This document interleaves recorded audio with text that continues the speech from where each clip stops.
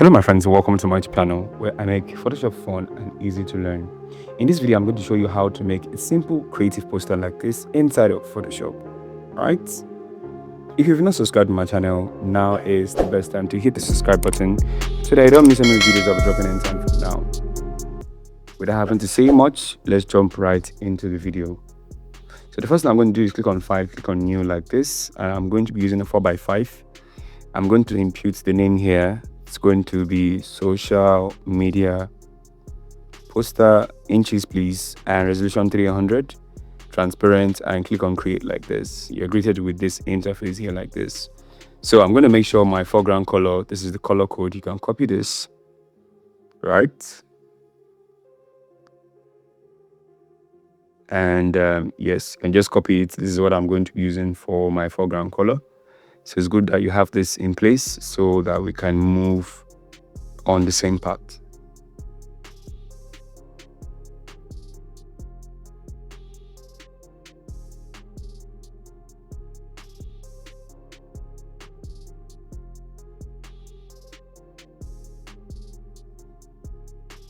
Okay, so now that we have that in place, the next thing to do is go over to adjustment, go to solid color, and of course, since you selected the color, this one should be a darker color like this. Somewhere around here is what we want to use. It's not too dark, it's tilted towards like kind of red, right? So this is what I'm going to use. So first, the resource file. This resource file is in the description of this video, so do well to locate the description of this video so that you can get this resource file. So with this first image, I'm going to change the blend mode to screen, and I'm going to reduce it just like this, so the effect is not too much. Yes, you can see that that the effect is there, but it's not too much.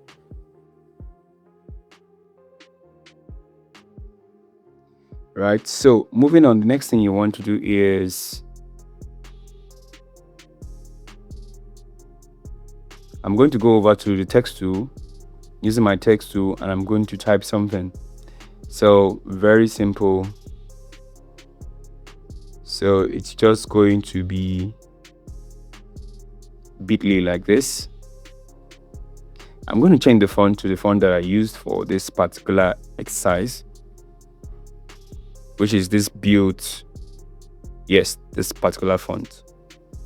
You can get yours online, or you can get it inside of the Smart Design bundle, right? The link to get that is in the description of this video, right? Details about that will come at the end of this video. So I'm just going to have my font here. The next thing I'm going to do is very, very simple. I'm going to make a copy of this and make it smaller. I'm going to have this here, still make it smaller. Click enter. I'm going to increase the spacing like this. You might want to zoom close so that I can see things closely.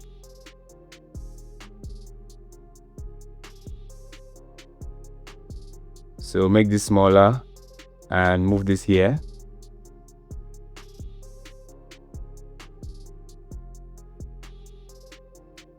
Okay, so I'm going to change this to think.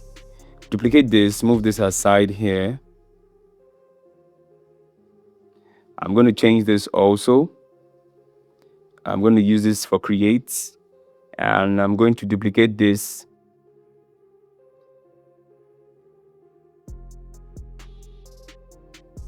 And I'm going to have evolve here. So 3 words just on top. It's looking more like a movie poster, but it's just a simple poster. So I'm going to group all of this, of course, rename it so that we don't have text and layers and making our layers tacky and, you know, unfriendly. So I'm going to I converted the text to smart objects. I'm going to go over to the path selection. I'm going to select this here, this down region. Make sure you're selecting the exact place I'm selecting. I'm going to move this downward like this. Right? So having done this, you can see that I have changed the dynamics of the text, right? Which is what I actually want, or where I was heading to. Okay, so now that you have the text in place, let's move on to phase 2. Right now, it starts with bringing this image inside. So I'm going to bring this image inside, and I'm going to make it smaller, not too small, and I'm going to have it here, just so it's lapping the text, but it doesn't completely overshadow the text. That's the idea. Okay, click enter when you're done. And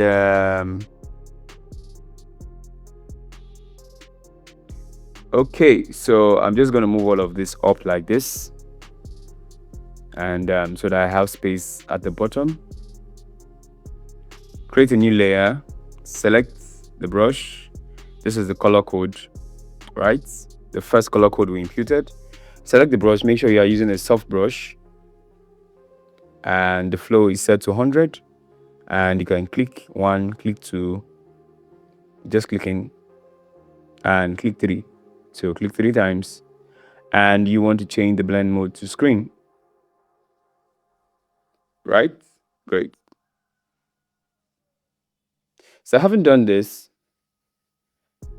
let me change. You can either use screen or use this. I'm going over to my source file. I'm going to bring in this smoke effects I'm going to have the smoke effect here, and the first thing I'm going to do is change the blend mode to screen. You can see how nice this is, right? So changing the blend mode to screen, you can see how that works perfectly with our design, right? So I'm going to create a new adjustment layer above the image itself, and I'm going to create clipping mask for it. I'm going to increase this on the curves adjustment, and I'm going to invert it, Ctrl I, so that I can only paint that effect to areas that I need, like this. So I'm just going to be gradually reducing it here, and I'll be adding the effects here, right? This is a quick way to actually quickly dodge and burn things inside of Photoshop. Now, for more access to this, you can watch my previous videos on why I talked about dodging and burning inside Photoshop. Right, so just quick one, just adding light to where you need more lights.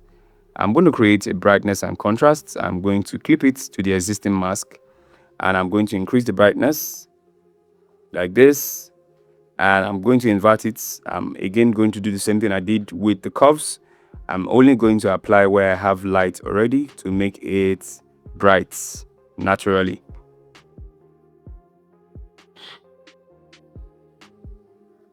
Okay, so this is before and this is after. You can see that it makes a whole lot of difference. So this is one way you can get your image from level 1 to 20 really quickly. So with this one under here, I made a duplicate of, I'm going to convert to smart objects, right? And I'm going to go to blending option, and I'm just going to go over to color overlay. I'm going to change the color to red, and I'm going over to filter again, going to blur this time and Gaussian blur, right? So I'm just going to use this to add shadowish like effect, right? But the shadow this time isn't black, it's going to be red just because it's red. So it gives you this kind of glow around it, kind of, right? So exactly the way I want it, and you can see that this is coming to life gradually, right? So you can change. That's why I love Photoshop. You can go back and make changes to the background or whatever you want to make changes to, and yes, your design is still intact, right? So I'm just going to increase the opacity of this grunge elements to make it pop up more, and the last thing I'm going to bring in is this image here, right? And that's my text, and aside that, we are good to go, right? Perfect.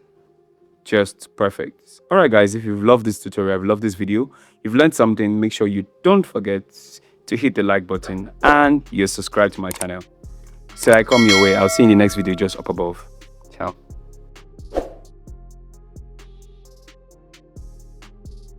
With over 1,000 premium fonts, over 100 high-quality PSD flyer templates,